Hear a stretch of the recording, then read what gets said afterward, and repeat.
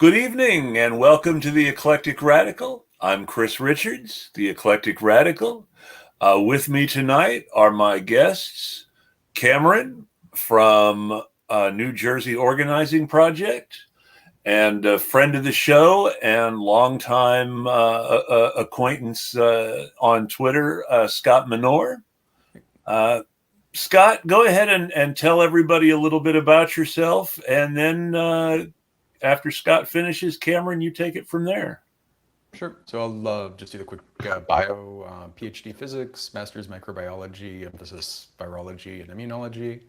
I'm a founder, so after I finished my PhD, did research, like basically research scientist, which is kind of like a non-tenure track professor, and went off, started a company with a friend, and currently a spin-off of that is my primary source of income. And we have, right now, I think we just brought on our 12th employee, so it's been a bit of a slog, but things are kind of growing slowly.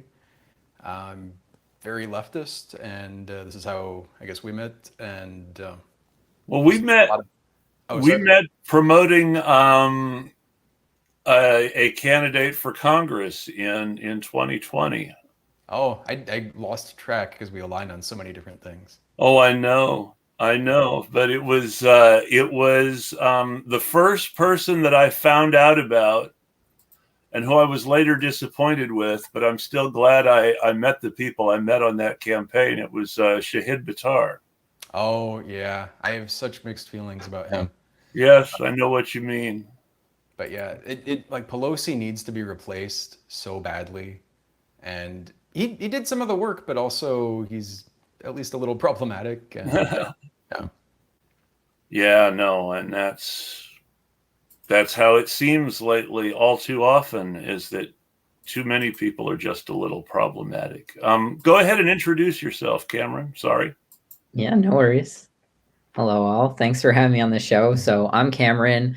I am on the staff of the New Jersey Organizing Project. We're an organization it was founded by Superstorm Sandy survivors in like the South Jersey and shore areas of New Jersey. But now since Hurricane Ida this past year, we've also spread out and are organizing pretty broadly in like Central Shore and South New Jersey in the suburbs and rural areas. And then I myself am also a Superstorm Sandy and Hurricane Ida survivor. Wow. Well, that's got to be stressful.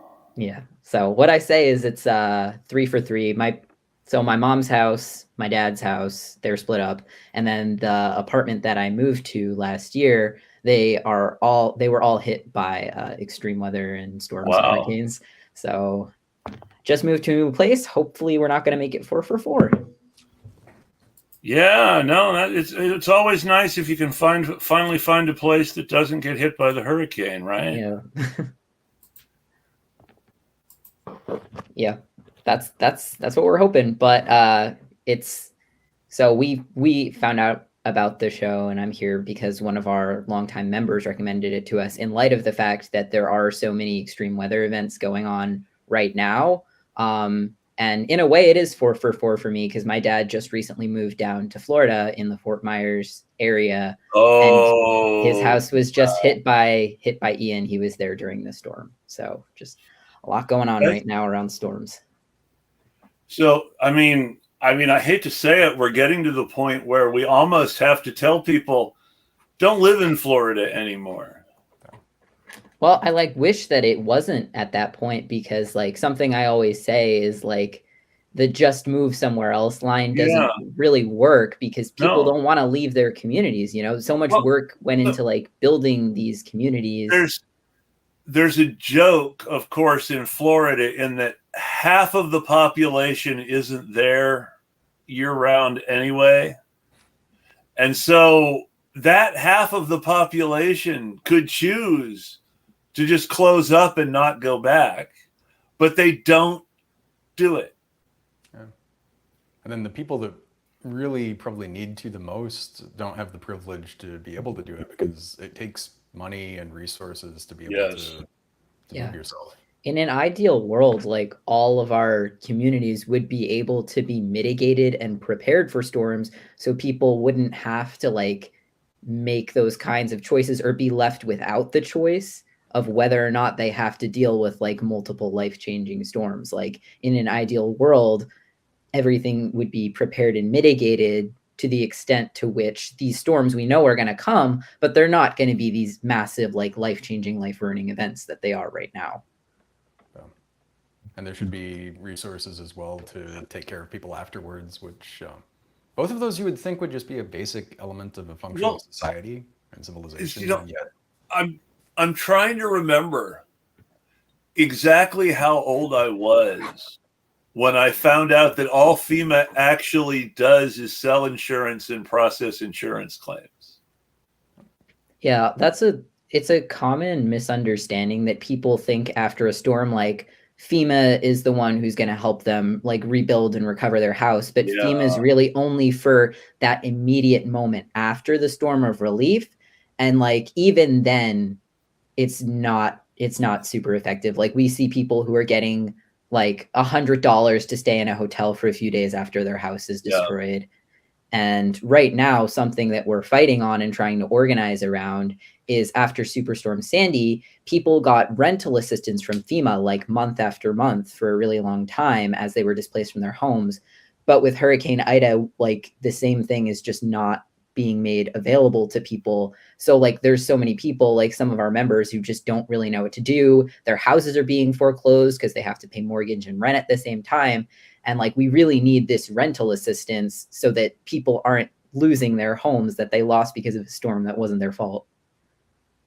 Yeah, it's terrible. Well, and you know, I think that that's literally where the term act of God comes from, the idea that a storm isn't anyone's fault and that the victims of a storm can't be blamed for it. But it also does feel like there are certain people who, quote, deserve help, unquote, and certain people who don't. In the sense that like people are prioritized over others with storm recovery? Oh, definitely. They definitely prioritize who they help and who they don't help. It seems like the more help you need, the less help you get. And the less help you need, the more help you get. Yeah. Well, I mean, the thing is right now with Ida recovery, like we found out that the aid that's going to be made available, I say going to because it hasn't been made available yet, and it's over a year, is only going to cover 60% of need. So like that's 40% of people that are going to be left behind. And, you know, those 40% of people need help too. We shouldn't have to pit people against each other to get resources that everybody needs to recover. Especially since we can afford to keep sending weapons packages to other countries. Yeah, we have unlimited funds for things like that, but not to help people. Yeah, we can keep fighting proxy wars all century. They've proven it before. And there's also things like unspent, like one of the things that we're calling for is for unspent COVID money, because there is like unspent COVID money, as well as a budget surplus in New Jersey that can be used to fix some of these issues we're seeing with storm recovery. So instead of just letting it sit there, like why not use it to solve some of these issues? Oh, look, we have a problem that needs money and money that needs a problem. They were made for each other. Yeah, if only. Would it be the governor or the state legislature that would be responsible for changing that allocation, or who would be able to do that? I mean, we're not 100% sure right now who would be the one who's sitting on the funds and who would be able to give the go ahead, because unfortunately, on top of things not really working as they're supposed to in terms of the disaster recovery system, it's often there's things that are just like left completely in the dark. Like for example, with Sandy, we don't know how many people still aren't home yet. We know there are people still aren't home. We don't know the number because no one was keeping track of it. The same thing where we don't have like a confirmation of who would be able to move these COVID funds so that we could actually get in touch with them and ask them to do so. Wow. It's such a dysfunctional government, and there's no one specifically to even complain to, and there's not like, oh, vote for this person and it'll help it, or this person will not. There's just like it almost seems intractable, at least in the short term. It really sucks.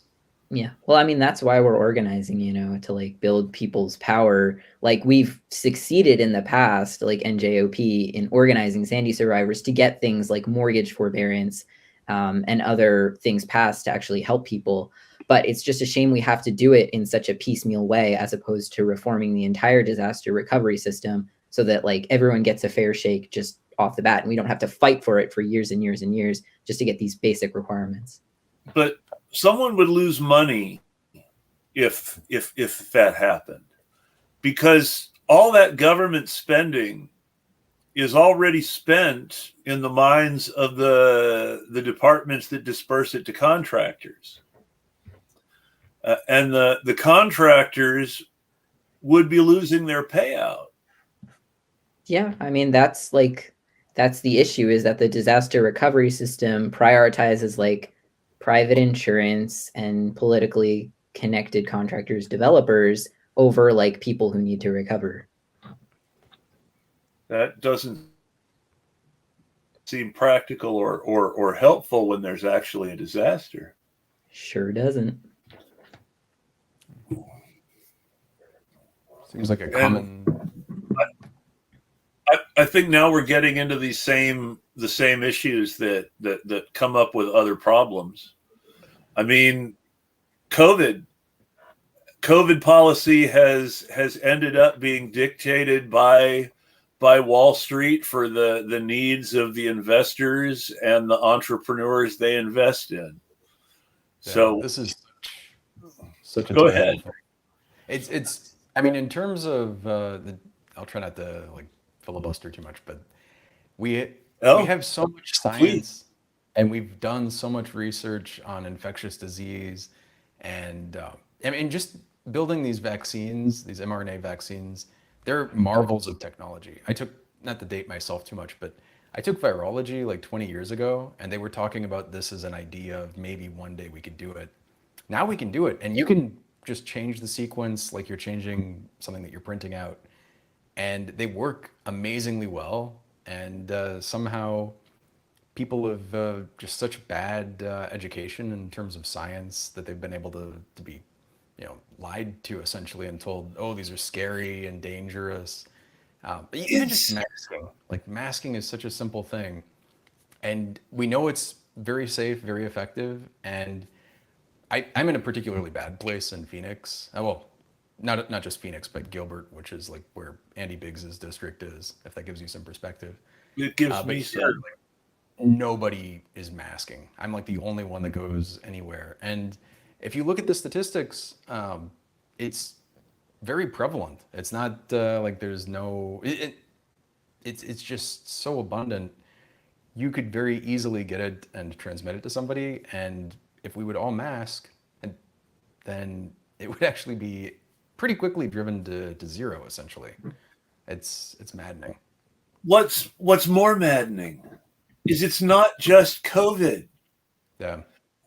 During the year, roughly, that people actually did mask and actually did try to socially distance, and we actually had in some parts of the country brief shelter-in-place instructions that were later called shutdowns when nothing ever actually really shut down. But while all this was going on, the most common strain of the flu became extinct. Yeah. It's such a simple thing. Like, it should just be a matter of public health policy that if you're sick, then you have unlimited sick time and you're required to stay home and get paid for it.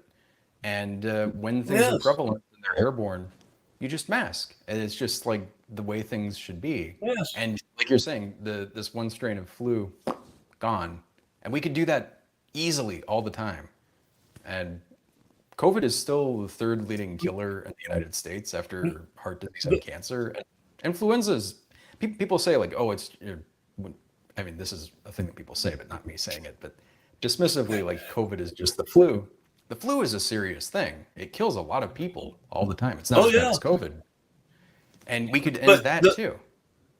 And that's really the thing, is we could end the flu. The only reason that we haven't ended the flu the way that we've ended, or I'm sorry, I was going to say we ended polio, but they ruined that, didn't they? Yeah, it's a problem. Polio is a little bit different because there's not a natural reservoir. So influenza, it's in birds and other animals. It's harder to get rid of, but we can basically knock it down to almost nothing, or like rare outbreaks. And like you're saying, yeah, polio almost was eradicated. Again, because we have amazing vaccines and good public health. Polio is actually oh, sorry.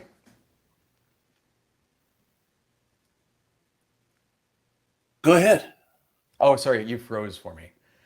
This is a tangent of something, but it's like polio is an interesting one. That when we first developed the vaccines for it, the Salk and Sabin vaccines, there was actually increased. Well, I'm going to roll back even before that. Sorry to give more context. When we first started building like sanitation, so collecting wastewater and not having that go into the drinking water, people started having an increased incidence of paralytic polio. And the reason they did is that it's actually, if you get it when you're a little kid, it's not as bad, generally speaking, when you're like a baby. But then if you would get it when you're a little bit older, then you would be much more likely to get paralytic. So people wouldn't get exposed to it when they were younger, and then they would get exposed to it when they were, in this bad time. So that was an interesting case where a public health measure that's really quite good, like sanitation is extremely important. It had a slightly adverse effect, but then we were able with the vaccines to basically completely stomp it out until recently. And it's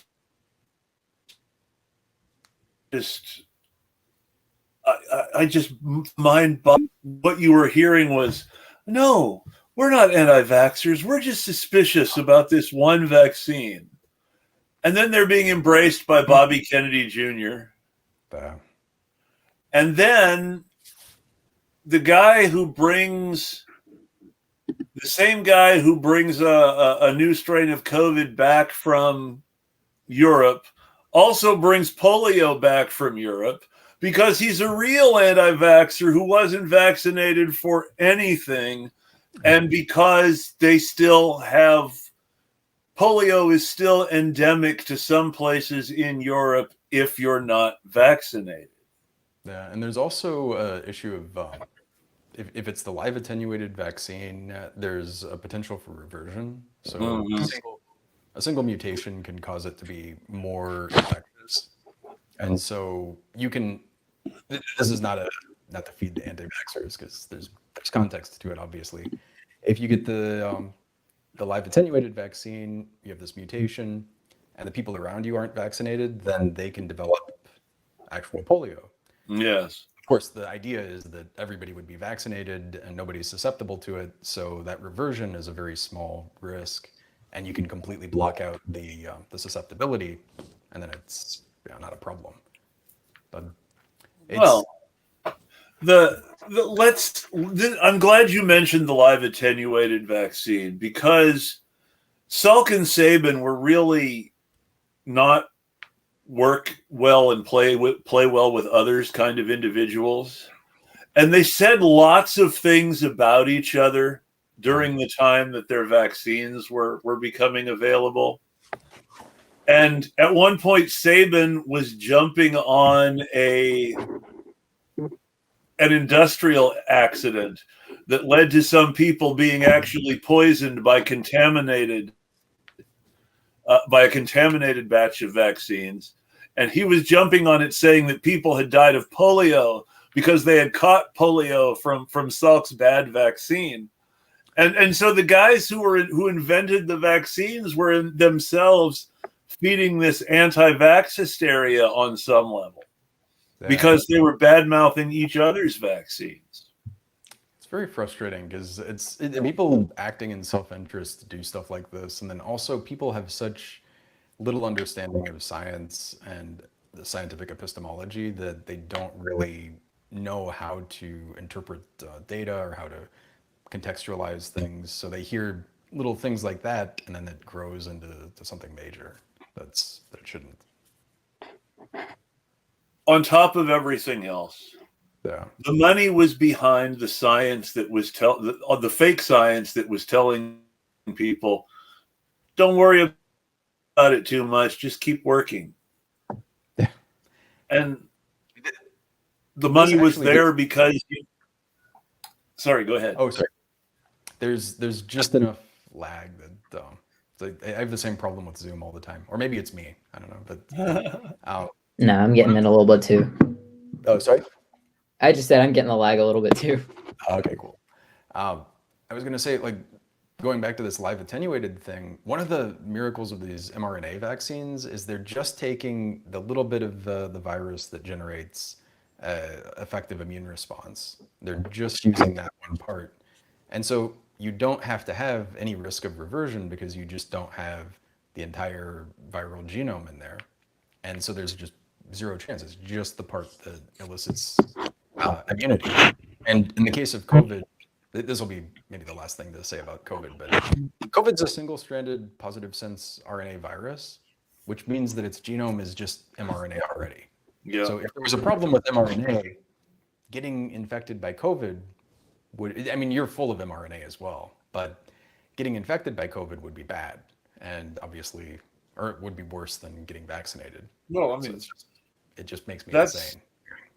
So for people who don't understand the cellular genetics, there are two ingredients, and I'm going to get this wrong now, but there are two ingredients in a cell. You can have a set of amino acids with only one of the ingredients, but you have to have both to actually have a full-scaled cell. And that's DNA and RNA. Most viruses are either just RNA or just DNA, and not both. They're subcellular, as opposed, and that whole difference is something that a lot of the people who were talking about the mRNA vaccines, like, no, everybody has everybody has RNA. Every cell in your body has DNA and RNA, or it wouldn't be a cell. Yeah, the DNA codes the genes, and then it gets transcribed into mRNA, and then that gets translated into protein, the amino acids. And it's literally how all of your cells work, and it's how it's nuts. There are so many things like this that just make me lose my mind when people clearly don't know just these very foundational things, and then they say things that just don't make any sense, and they're just way out there. And if you almost can't even explain it to them quickly, because especially like Twitter is totally not conducive to that, because there are so many layers, and like after you've studied these things for years, you have somebody who just keeps spewing a little bit of nonsense, and then you have to, in like 200 characters, say, oh no, this is not this because of this and this, and you just can't combat it easily. Plus, the math is exponential anyway. You have to repeat yourself like 10 or 20 times more than the person who's repeating misinformation in order to be as effective as the person repeating misinformation. Yeah, what is its name? Brandoli's law, something like Brandonelli's law. The amount of it takes an order of magnitude more effort to combat misinformation. Brandini's law. Brandini, yes. I'm terrible with names. I much prefer Sutton's law. Sutton's law I'm not familiar with. Sutton's law is most commonly encountered in medical diagnosis, where it is translated as think horses and not zebras. Oh, yes. It draws from Occam's razor. The simplest is the is the most likely.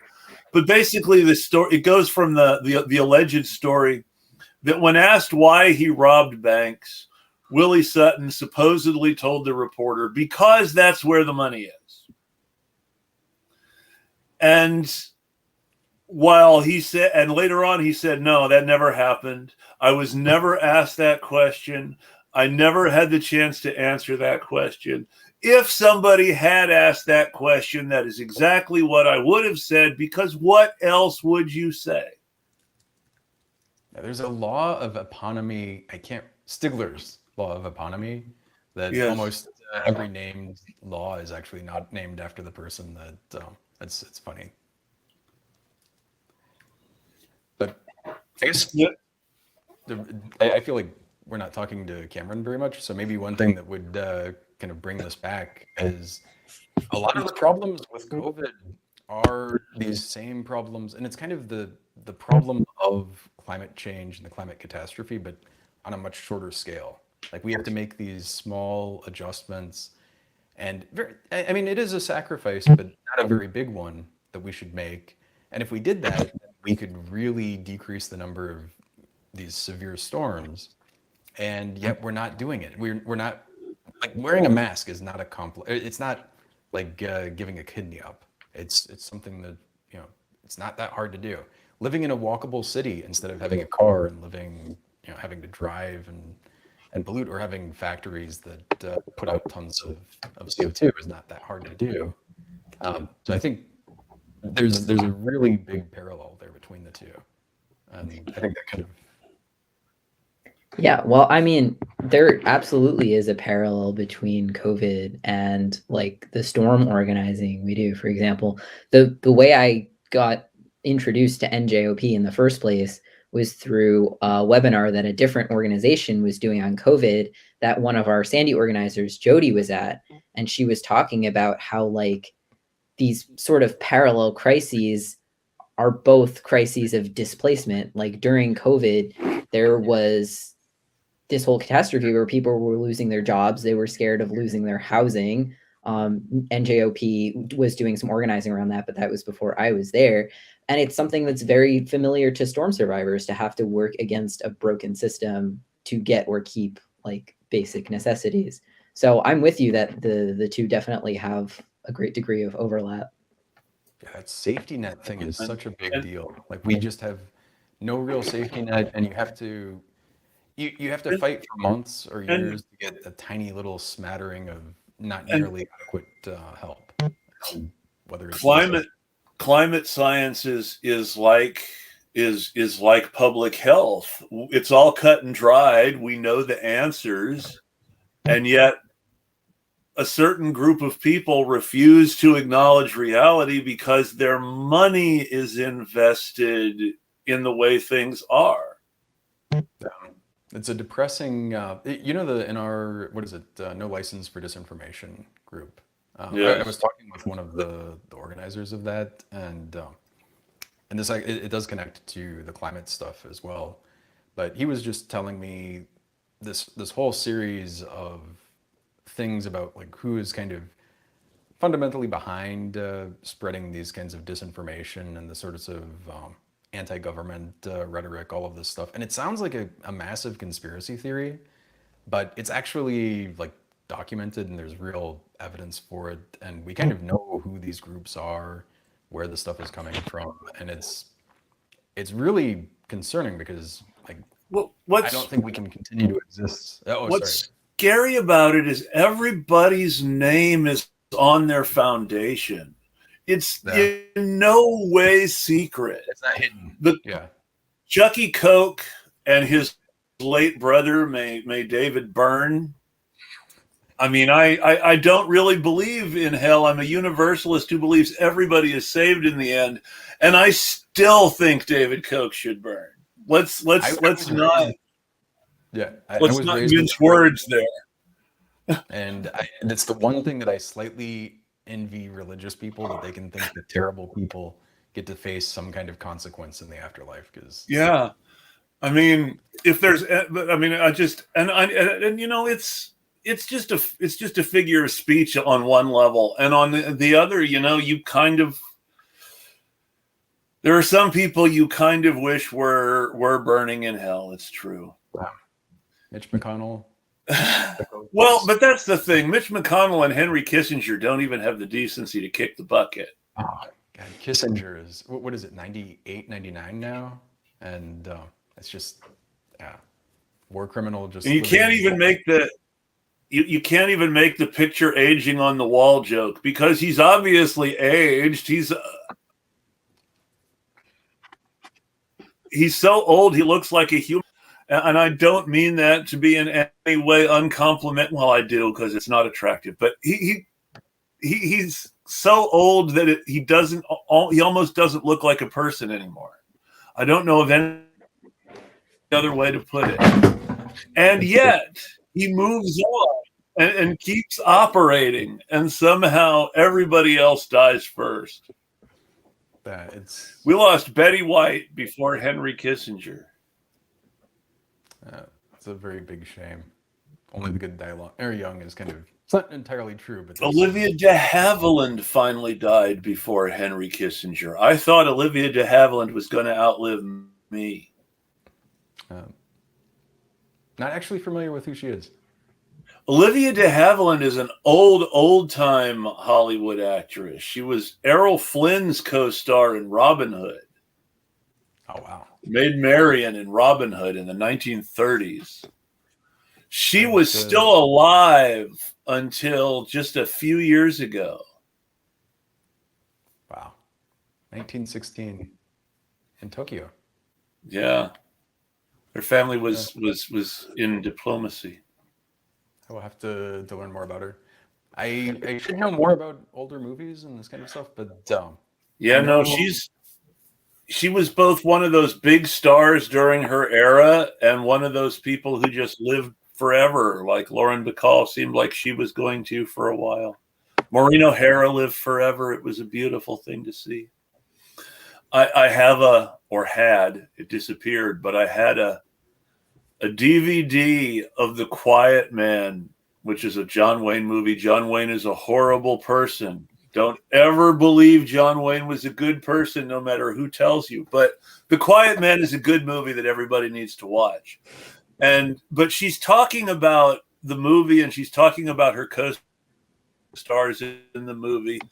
One of the things, of course, in Hollywood, half of the people in Hollywood were Jewish and half of them were Irish.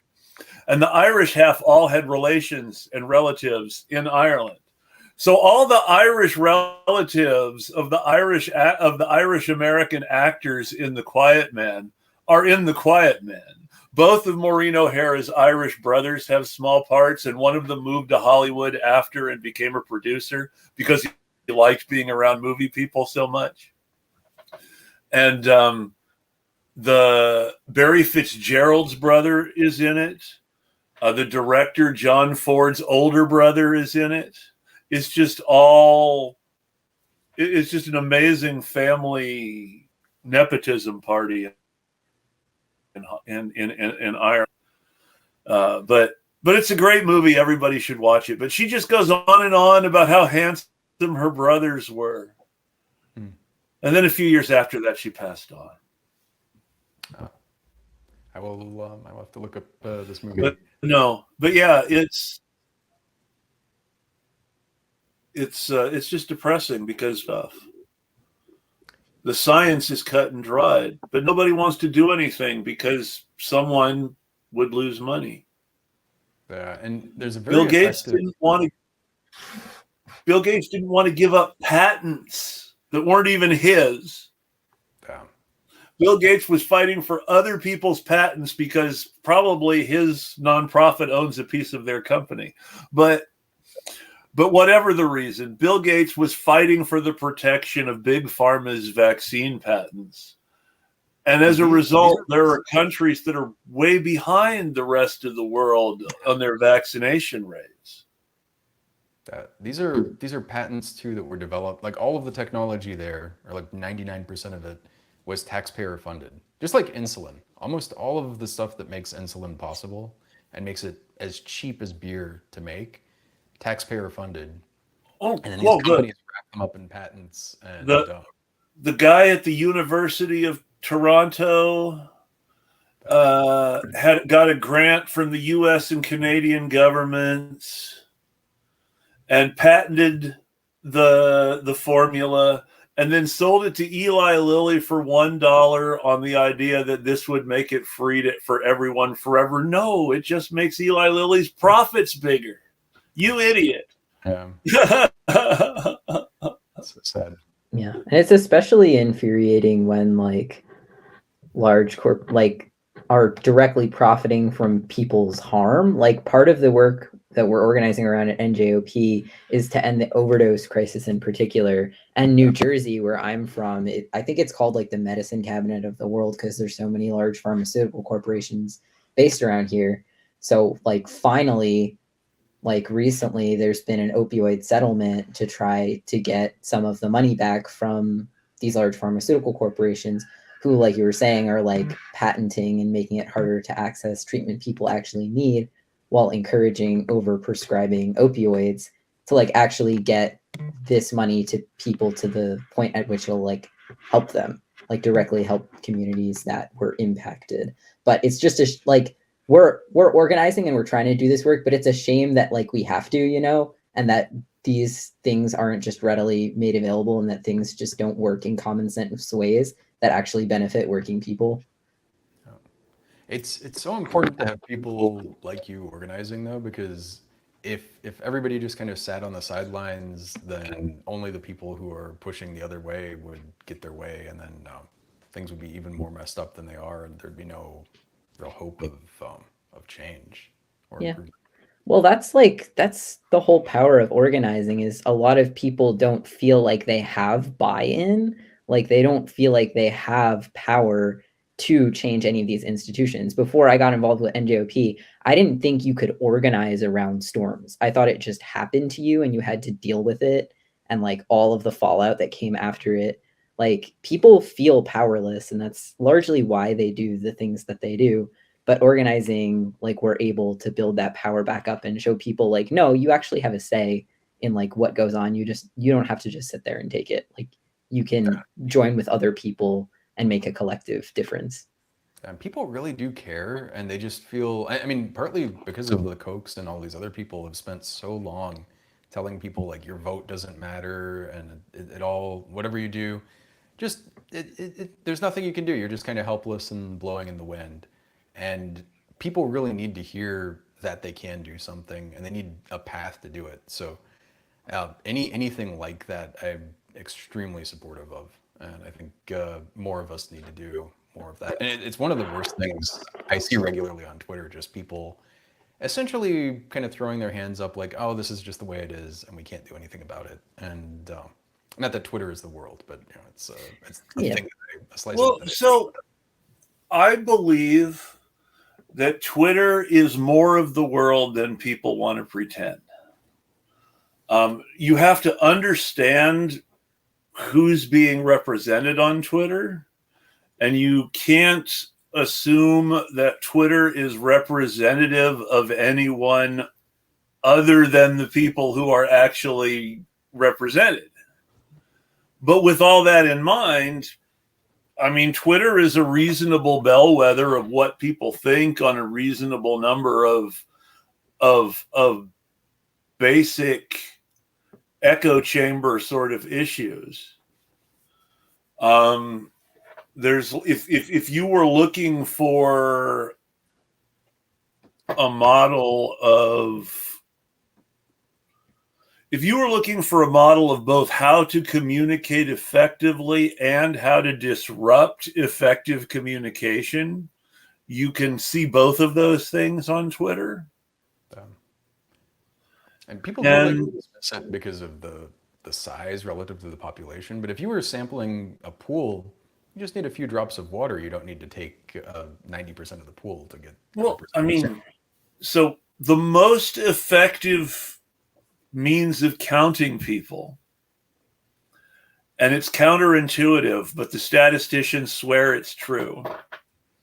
Maybe because it keeps them in a job, who knows? But the most effective way of counting people is not actually to count them all out one by one and get all their forms carefully filled out, but actually to ask a broad sample question of a bunch of people in a specific neighborhood, and then from that broad sample you can apparently very accurately count who actually lives there. Yeah, when you do just the statistics on sample size, it's ridiculous how much power just hundreds of people for something the scale of the United States give them. As long as there's no bias in the sampling. And even then you can de-skew the bias if you know what it is. Yes. But I mean, and now we're getting too much into the science. Yeah, and I don't want to worry too much about how they figure it. I know that supposedly sampling is more accurate than counting everybody by hand. And of course it's faster. Certainly very much faster. But the prevailing wisdom despite that is that somehow Twitter specifically isn't real because they don't want it to be real. And that's really what it comes down to. It's just another way of saying you're better or smarter or more special than someone else. Yeah, that was a big thing with so I think we were both involved in the Bernie campaign, and the whole Bernie bro trope and all of this. It was such, and two sides of it, because one, people would pick like there'd be one troll that was being horribly misogynistic and just terribly abusive. They'd hold them up as though they were representative. And then they'd also look at huge numbers of people, whether they were on Twitter and crowds in a stadium, and say, oh, they're not really representative. They're just like a small number of people. Don't listen to them just because they want things that are standard in other countries, like healthcare and education. They don't know what they're talking about, Joe. You know. A pony. Them. They want a pony. They want a pony. That was what Hillary said in 2016, is they want a pony. We wanted a pony.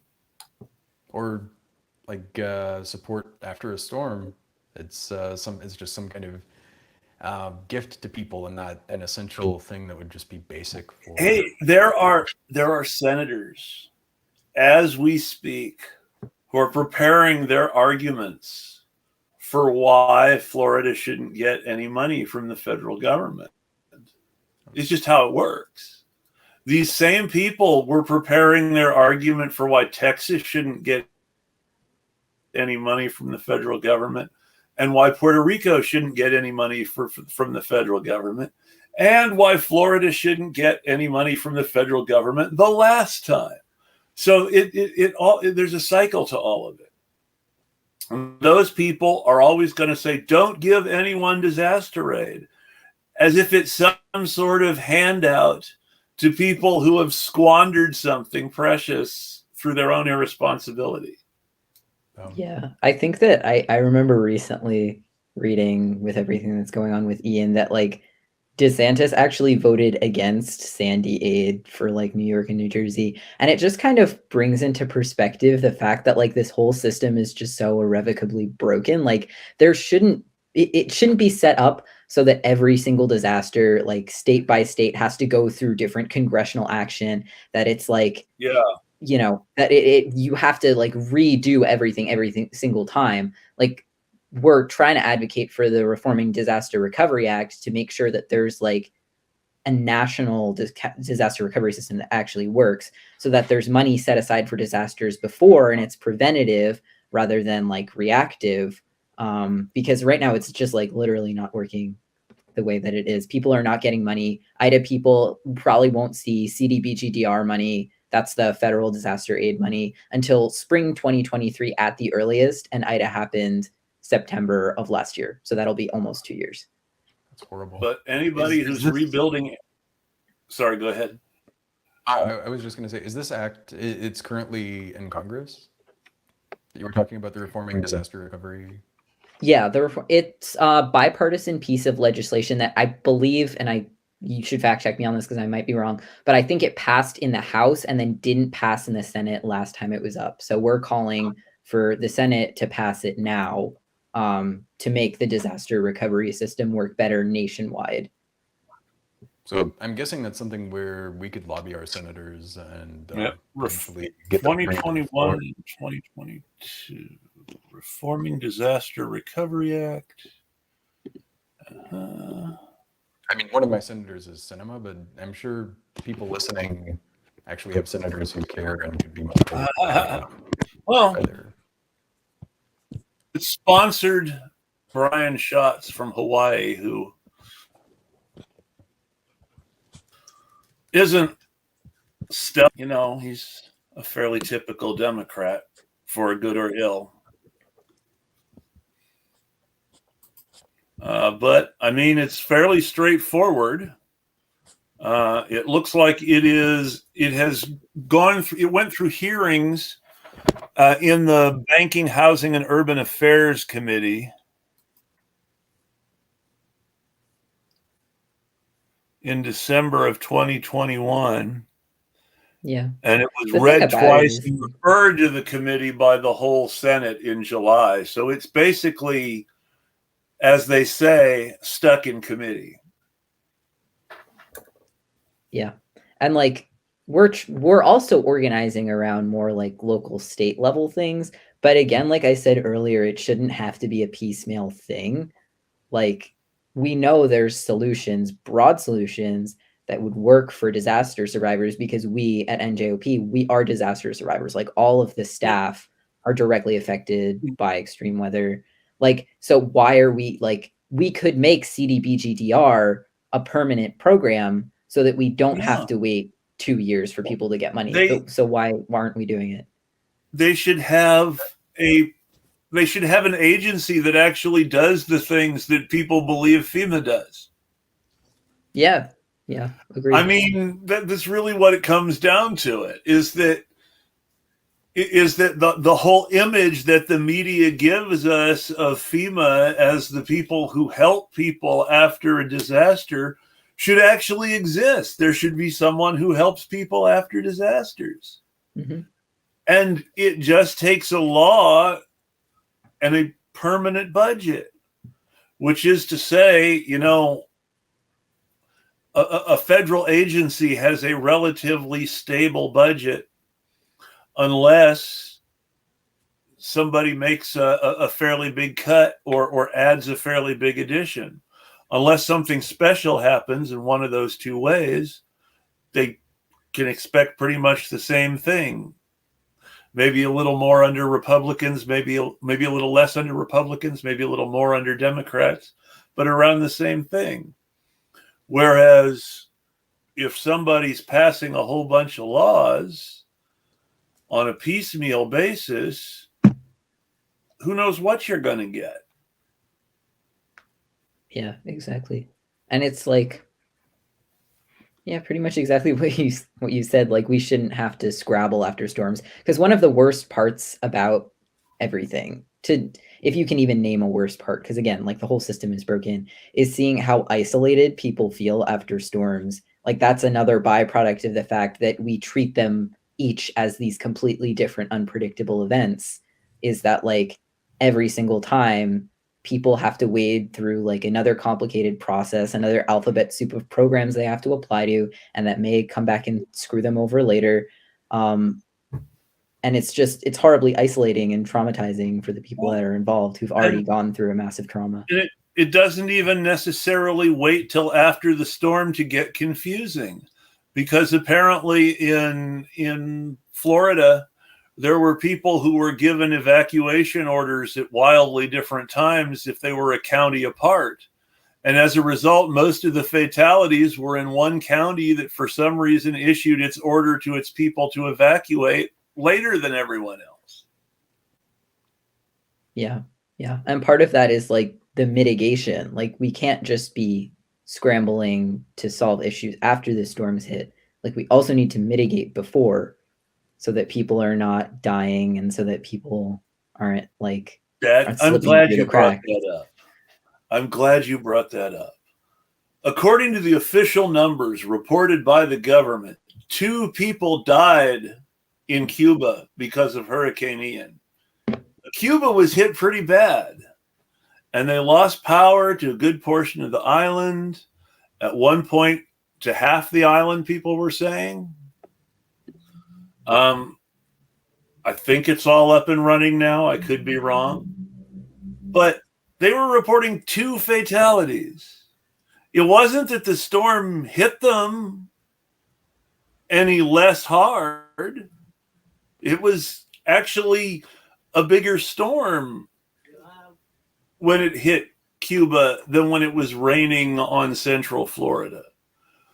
The difference was they were prepared for it, and they have procedures, and they get people to safe shelter, and they make sure folks are evacuated in time. And so people don't die. And these are all things that are so predictable. It's not like just randomly out of the blue, this is going to happen. We know it's going to happen every year over and over again. And while there are varying models and possible paths and different deviations, we have a general idea it's going to hit Fort Myers.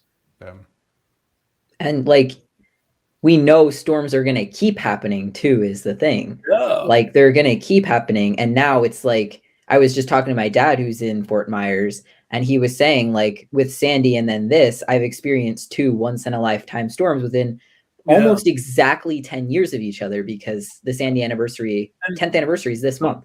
So there's number one, though. Even when these really were once-in-a-lifetime storms, there was still a hurricane season in the Caribbean and in the Gulf every year, and you knew it was coming. It wasn't like there was ever some idea that hurricanes wouldn't hit Florida and Louisiana. Nobody ever was under the illusion that a hurricane was not going to hit Florida. It's like, I come from Southern California. I come from California. Everybody in California knows there's going to be an earthquake at some point.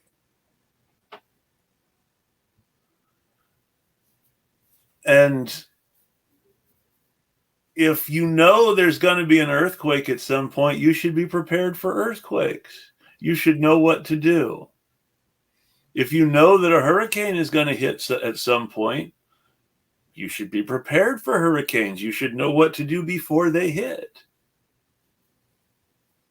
And especially since hurricanes are easier to predict than earthquakes. Yeah, but for many people, it's not just a matter of like choosing to mitigate, because like, I'll give an example of one like member that we're working with. He wants to raise his house so that if it floods again, he won't flood again, but he's not able to do so. At the moment, there's just funding for him to repair his house. He doesn't want to repair his house, because what if he repairs his house, it floods again between now and the time when he has to lift his house? So like, people want to be like prepared for these events. No one wants to go through a storm, but for a lot of people, especially like lower income people, it's very hard to do so without the proper funding and the proper infrastructure in place. Like, mitigation is its own thing that requires like its own programs, that requires a lot of like work on behalf of these agencies that are supposed to be helping us prepare and deal with storms. No, and that would require some people actually work. And this is not covered by the CDBG is just like post-disaster recovery. This is not for the prior like mitigation kind of stuff. Well, CDBGDR funding, which, let me see if I can remember what it stands for. Again, with the acronym soup, it's like Community Development Block Grant for Disaster Recovery or something like that. It has a couple of different buckets to it. So it has like funding programs for tenants, for landlords, for homeowners, for buyouts, stuff like that. And that's part of why ostensibly it's taking so long for CDBGDR funding to get to people, is because they have to like make a budget and then put it before HUD and get HUD's approval and do all of that stuff. So it would be great if all of these things also included provisions for like mitigation on both the individual level and the community level, because there also has to be infrastructure mitigation or like individual people mitigating their homes. Like that only goes so far. Yeah, it's just like we can do all the things that we're supposed to do just right, but if the U.S. if the U.S. military is still the biggest polluter in the world, it's not going to save us from climate crisis.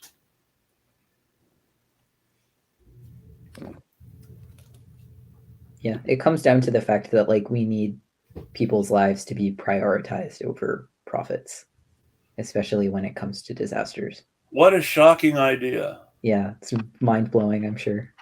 But it comes down to the fact that we live in a world where profits come first. Profits come before people's lives. We see it repeatedly. And I guess there are two sides too, because there's there's one side where people are actually like pushing for the profit, and then there's also everybody. If you ask them, they would say like, "Oh yeah, I care more about people than profits," or well, not everybody, I guess, but a lot of people. But if they only do nominally and they don't actually go out of their way to pass the legislation and put it on the Senate floor or the House floor, then it doesn't matter that that's saying they care about it. Well, I mean, and that's really the thing, is that you can care all you want, Senator. How you vote is what actually passes or doesn't pass the law. Yeah. I just want to pull out, there's something I just saw in the chat. Someone, Red Rose Two Hands, talked about how poor people can't afford to move away from flood zones.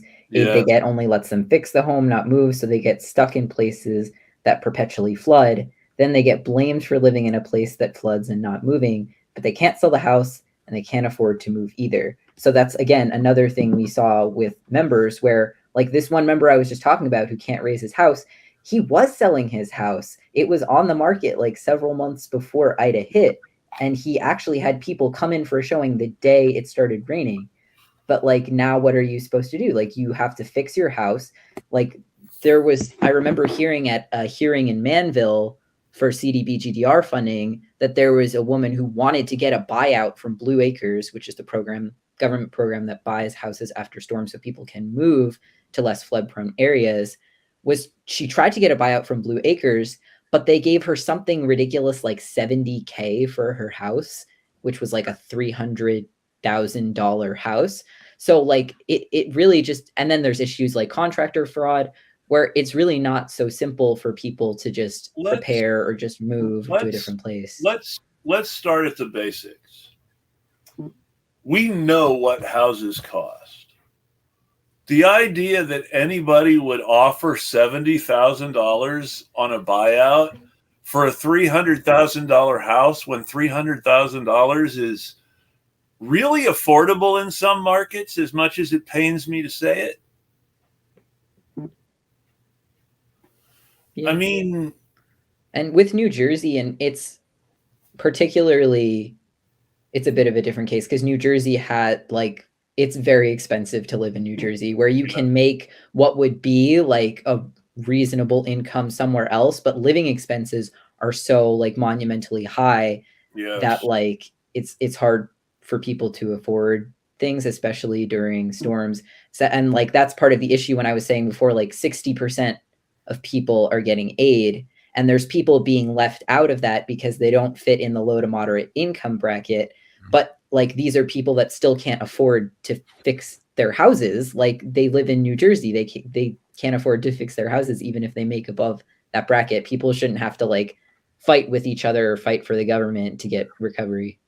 Yeah, no. We do all of this, like any of this means testing. You don't want one person to take advantage that doesn't deserve it, in air quotes. So punish everybody and destroy things.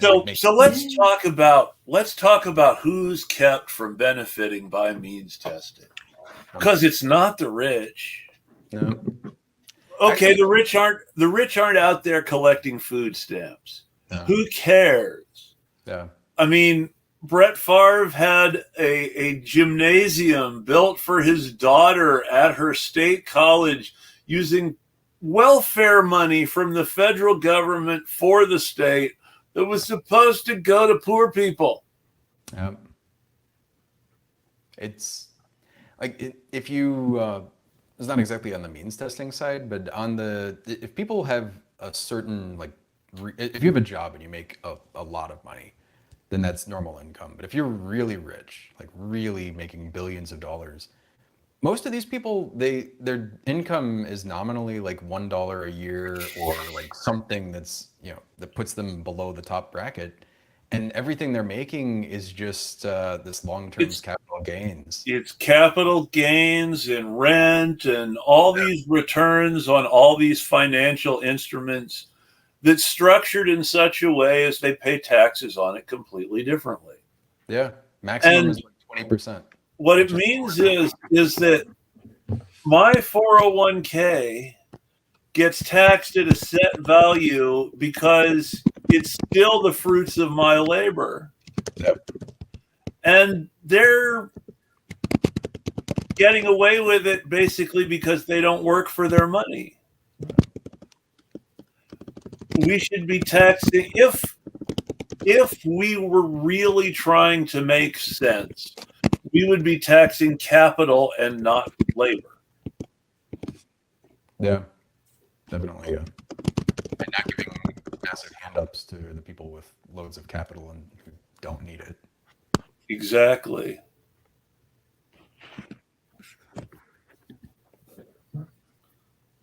I'm going to bring this up. This is actually good. Favre isn't the worst offender in just that example. The former governor who helped make that happen played a worse role. Except Favre was the one who was constantly pushing all the time to find money that he wouldn't have to pay, because he was the one who had promised to pay for it in the first place. And he was pushing the state to do it instead. Yes, the governor played a very serious role in that he betrayed his job to be a responsible governor of the people's commonwealth. But that's a joke anyway. But Brett Favre was the person who made his influence felt to get the result.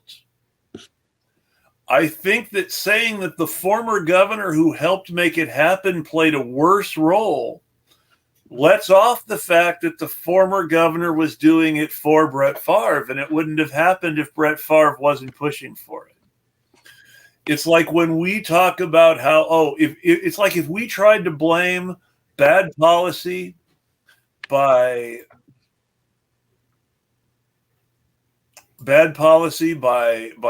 Seattle City Council that were owned by Jeff Bezos, and we tried to blame that on them and not Amazon, would that really pass muster? Is it really the politicians' fault, or is Amazon to blame for buying them? I mean, obviously the politicians are criminals, but to say the politicians are playing the worst role when Amazon is the one actually pulling the strings and showing that they have the power, I think yes, the corrupt politicians deserve blame, but the people benefiting from the politicians' corruption are the people causing and enabling and perpetuating that corruption. Without them, there would be no corruption. That's definitely, nobody is blameless. And supply side corruption. Yeah, and then I guess there's the system that makes. That gives them the incentive to do that as well, and makes it possible for someone like Favre. So there are three tiers to. Well, I mean, the whole fact is, and this is why we need an some sort of active state apparatus to actually fight against capital. The natural tendency of capital is to want to seek out other capital and clump together. It concentrates. Rich people get richer. because property generates rent. Investments generate returns on investments. Yeah. If you're rich, you have really good insurance, and you have a hurricane that gets your house, you can rebuild the house. It's no big deal. But if you're poor or middle class, if you're rich, the bank will front you the money in a loan to rebuild the house, on the assumption that your insurance will pay off, and you'll end up never actually paying the bank back, whether your insurance pays off or not. There are so many things like this that are messed up. Like, rich people live off loans they don't pay back because they're rich. I'm going to go ahead and wrap us in a moment. Okay. But the last thought, I've mentioned this movie before. I know I will mention it again. I bring it up because I mentioned Hollywood earlier. Everyone needs to watch Gregory Peck, Man with a Million, because it teaches you how the rich are treated. The rich don't pay for anything because the rich are given stuff for free.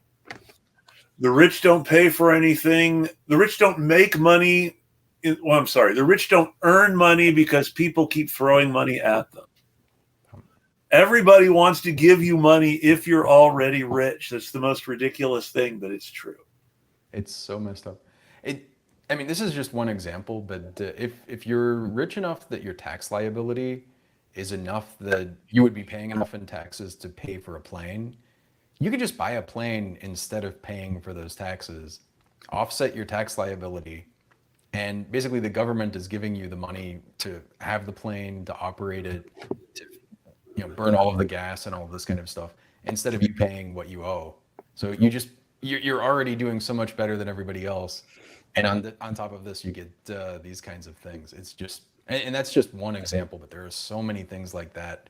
Or if you just get a CPA, and you see all of the things that they can do to shelter you, like legally shelter you from paying taxes, versus if you're poor, if you screw up a little thing, or you got a little bit of money from Venmo or something, they could audit you, and it's not an uncommon thing to have that happen. We're still the only country in the world, as far as I know, where the tax code is actually written to favor accountants. Yeah. I mean, the tax code is literally in the U.S. is literally written to justify accountants. Yeah. If it wasn't for them and for like the all of these apps, and I'm trying to think of the really well-known one that does taxes. But if it wasn't for TurboTax, TurboTax and this kind of stuff, we would just get a postcard. Like in the UK, you get a postcard that says this is how much you owed in taxes. And if you need something that's very special, then you can tweak it. But that's basically just like, you don't have to do anything, and it's just done. And they know how much money you owe, they know how much money you made, and all of this, and that's how it should be. Imagine the idea of having to figure out for yourself how much you owe in taxes by doing math. Now think about that. Really, you have to figure it out yourself. How much you owe by doing the math yourself, and you're responsible for any mistakes you make, even though it's fairly obvious if whatever rate you're taxed at, the government can say, I don't know what your deductions are. Before any deductions, here's what you owe. Yeah. It's not hard.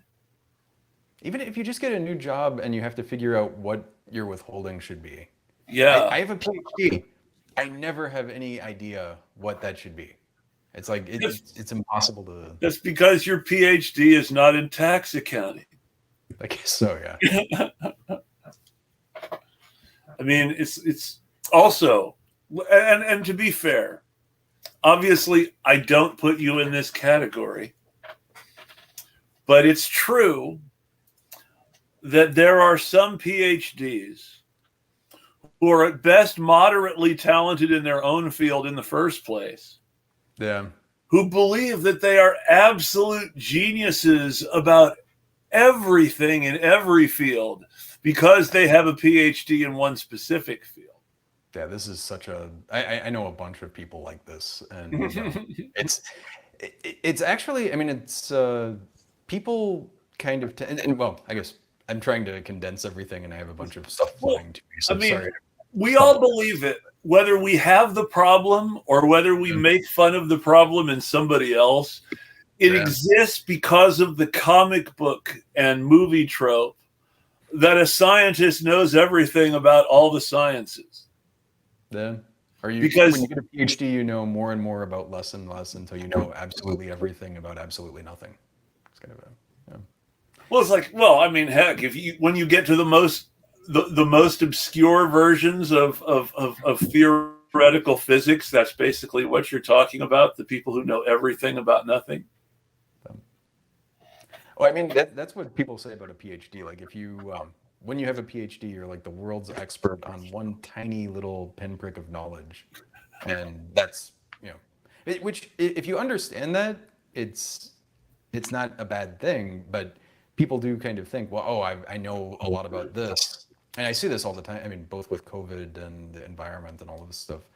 You have a expertise in that, and then you think, oh, it's transferable, so I can talk about this field I have no training in, and think that I know a tiny fraction of what Cameron does about the disaster stuff and all of this, and I wouldn't even presume to start pontificating too much about it, because I don't know, and I at least know that I don't know. But some I people have think, yeah. I have the opposite talent of a PhD, which is I know a little tiny bit about almost everything. I try to do that. I'm not very good at knowing a lot about everything, though I'm reasonably good in history and I can find what I don't know pretty quick. But I'm much better at knowing a little bit about everything than everything about one thing. As long as we understand like the scope of our knowledge and expertise and don't kind of venture too far out from where we are, then I think that's, on both sides it's good. It's when people start thinking they know too much about something they don't know anything about. And that's the fun thing about organizing, is that like when you come together with other people, you can all use like your small individual strengths to make this big collective power. It's pretty great. Yeah. Like there's things that I am really bad at that like some of our members and other members of my staff are really good at. And if we like take that and put together with the things I'm really good at, we can do a lot of stuff, get a lot of things done. Yeah. And with enough people, even if nobody is that rich, if you all have a tiny bit of money and time and effort, you can push back against people with a lot of money and power because you're still a larger group. Mm-hmm. Sometimes that's true. I think it's important to remember these days that the main thing is, are you capable of presenting a problem that someone can't solve? And if the answer is yes, then they have to eventually do some part of what you want or make some accommodation. And if the answer is no, then they're going to win.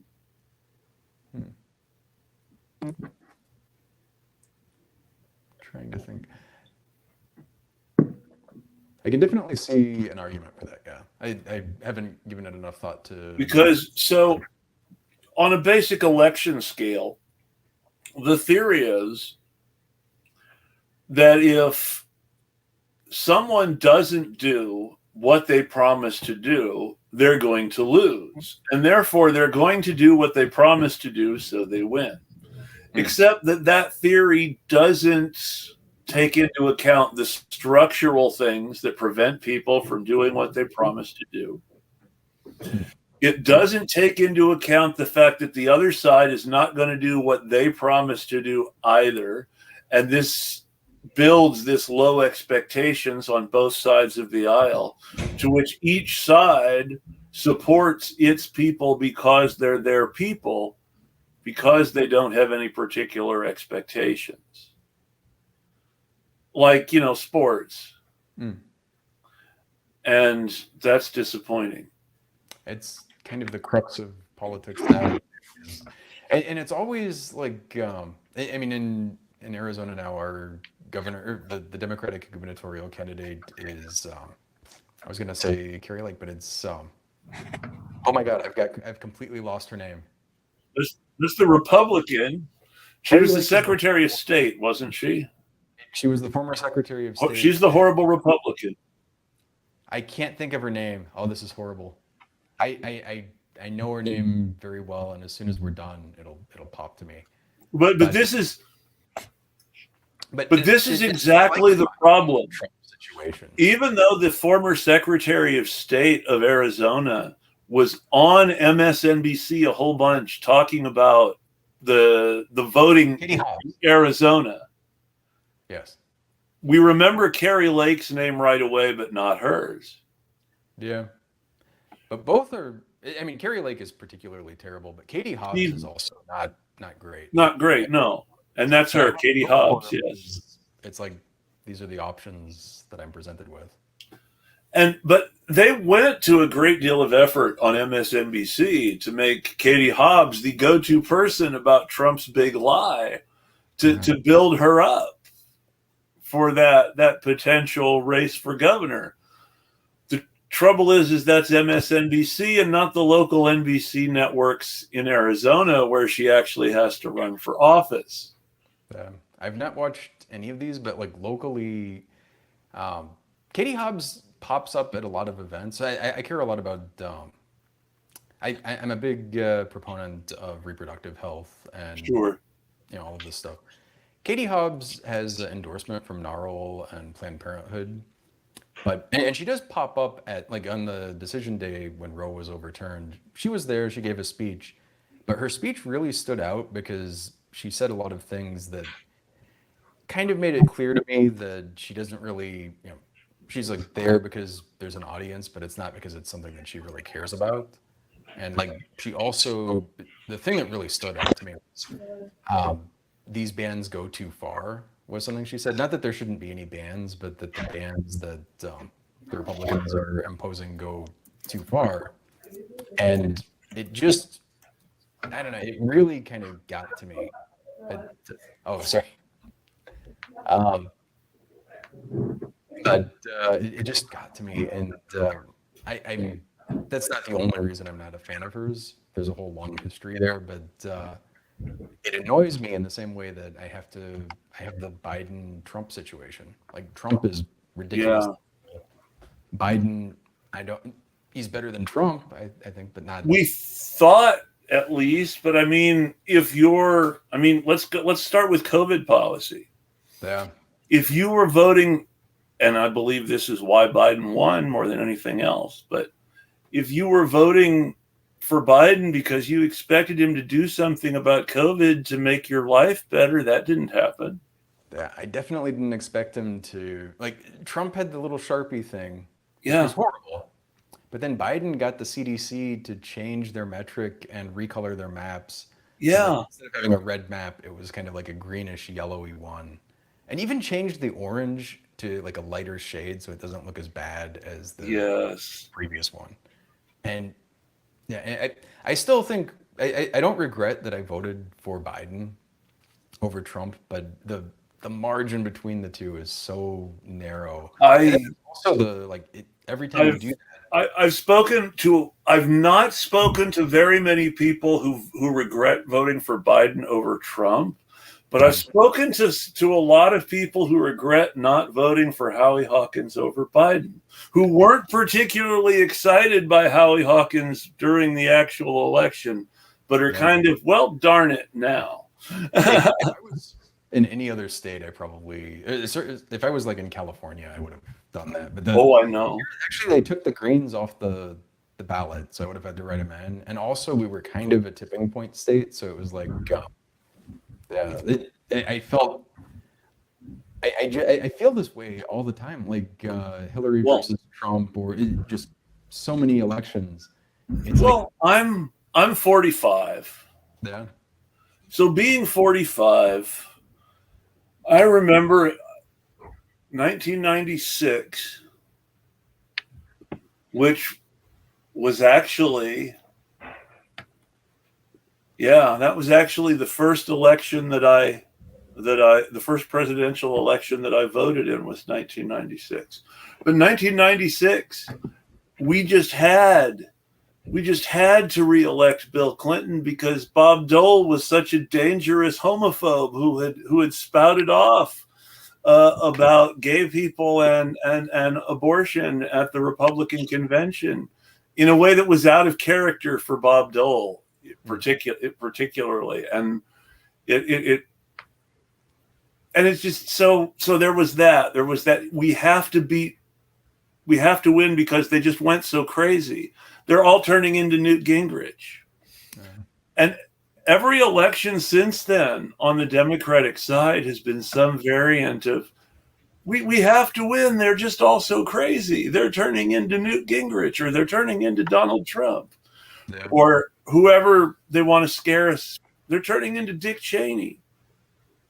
Yeah, I hate this. It's so I fall for it too, but I just loathe the.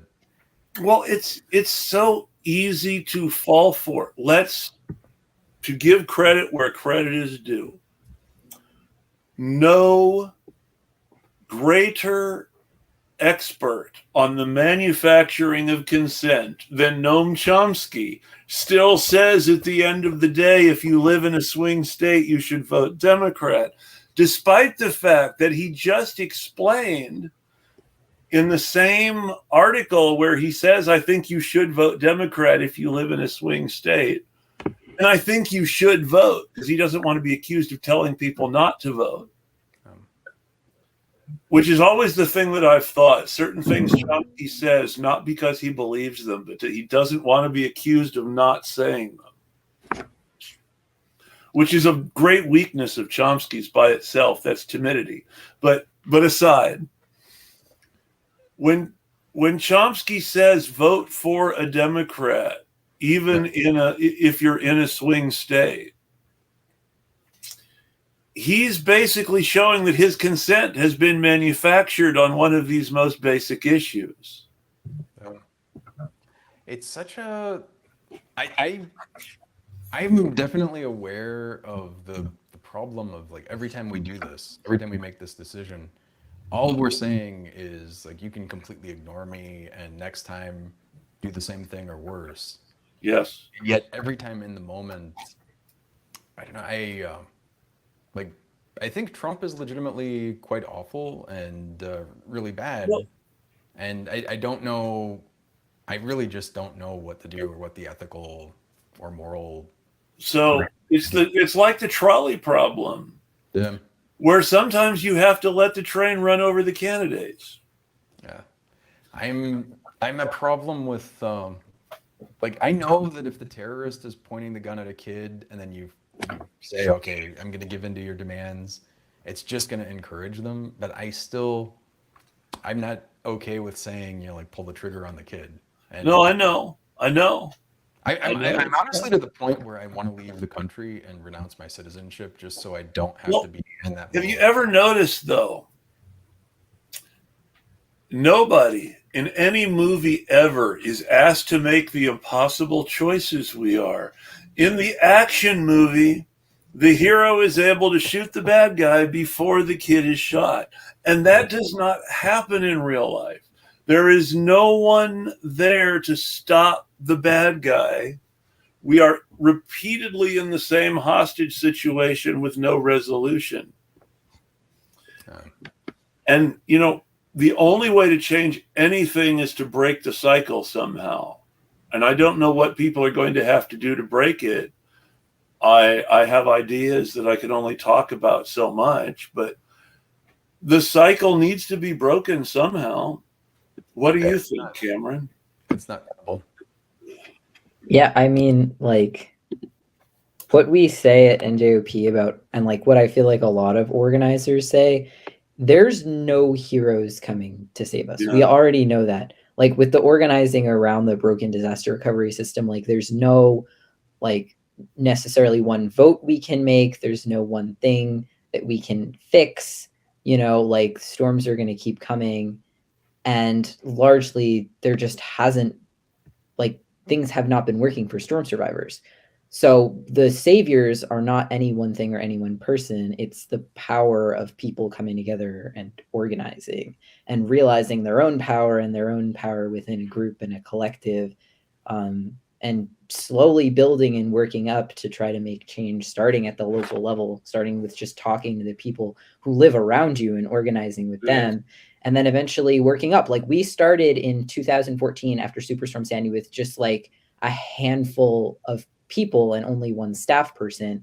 And now for our 10th Sandy anniversary, we're bringing people from like Puerto Rico, from Florida, from Texas, from New York, from all different states together with us to call for the Reforming Disaster Recovery Act to be passed and for all storm survivors to get what they deserve. So it's a matter of like starting with actual real like organizing, grassroots organizing, and building collective power, which is something that takes a lot of time and a lot of effort. Yeah, and this is a thing that it's really easy. Like, it's easy to do something immediately and then imagine that you're going to get results. But this is something where you have to keep working, like over the course of many years or even decades, and be okay with knowing that eventually you'll do it. But it's not something that you're going to get or an instant gratification with. Yeah, I see so absolutely. many. It's something I get really frustrated with on Twitter. I see so many people just like, oh, we tried for half a minute and it didn't work, so now we're going to give up. And they would never get to the point where you are, or eventually getting this passed, or more. Yeah, well, I mean, again, like people are they're tired and they don't feel like they have power. You have to like continually invest and reinvest in people as you're organizing to keep them feeling like they have the possibility to make a change. And that is difficult and it does require I wish that there was a magic wand that could be waved and that we wouldn't have to work for 8 years just to get like these basic things passed for Sandy survivors. But that's, that's what we have to work with now. That's what we're going to do, and we're going to keep trying to build power The until good thing, we're able to I mean, make this broad is a change. great thing, but one small good thing about that is that it takes that much effort and energy to get something passed, but it also takes a lot of effort to get something reversed. So, as bad as it is, once you've got it, it's probably going to stick around. And like, yeah, if it's a federal organization or this act, reversing it and actually cutting it out is not going to be something that is even going to be politically tenable to do. So it sucks in the meantime, but you will eventually get there, and then it will be a lasting legacy. It won't just be like a transient thing. So at least it's worth it in that regard, I think. Yeah, I mean, at like everything about it is worth it. Even the small victories of like one of our members being able to go through constituent services with her congressman and get more money from FEMA. Like even if it's just a couple $1,000s, that a couple $1,000s makes a world of difference for her. And we were only able to do like any of these things because we organized a group of people. So like we want the broad change, but also just being able to see people take their power back every single day is a very amazing thing. So, It really is. how can we help with that, or what can we do to support that and advance Yeah. it? I will share after we wrap up. We have like some ongoing actions around. We're trying to get clawback forgiveness for Superstorm Sandy survivors, one for the Reforming Disaster Recovery Act, and some of our other priorities. Where it's just a matter of like, especially if you guys are outside of New Jersey, because we've been bothering our New Jersey representatives for years and years.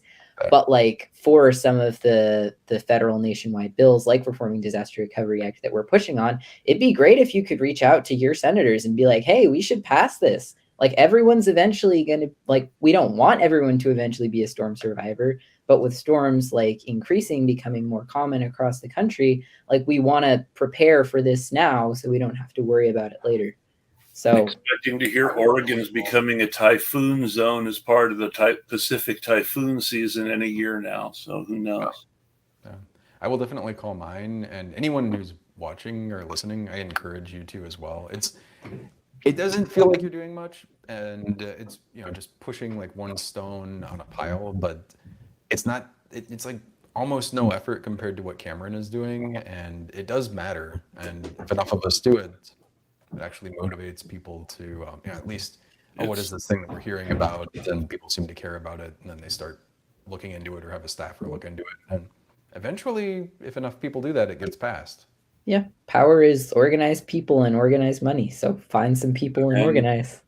And organized information with the same information being pushed out so that people can get on the same page and know what's going on. Yep. Which is what we're trying to do here, folks. So thanks for joining us. We hope you all have a great night. And does anybody have any final thoughts? Other than what we've already said, not for me. I really appreciate both of your time and enjoyed this. Yeah, right back at you both. Well, I'm glad you could both join us. And folks, you all have a great night, and we'll tweet at you. Thanks.